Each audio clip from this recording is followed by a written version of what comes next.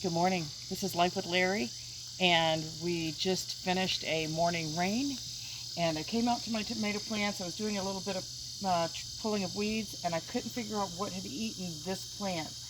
I cut it loose here to take this branch out. All the leaves are completely gone. The tomato is gone, and this healthy little critter is what I found.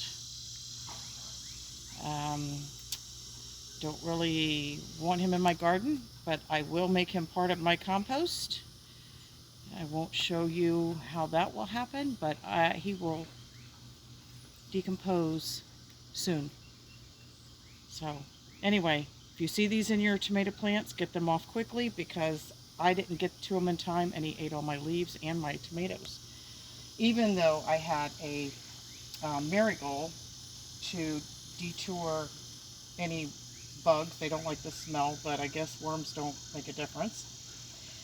Anyway, another Life with Larry, and thanks for joining us today. Surround yourself with the things you love, just not these things. All right, like and share.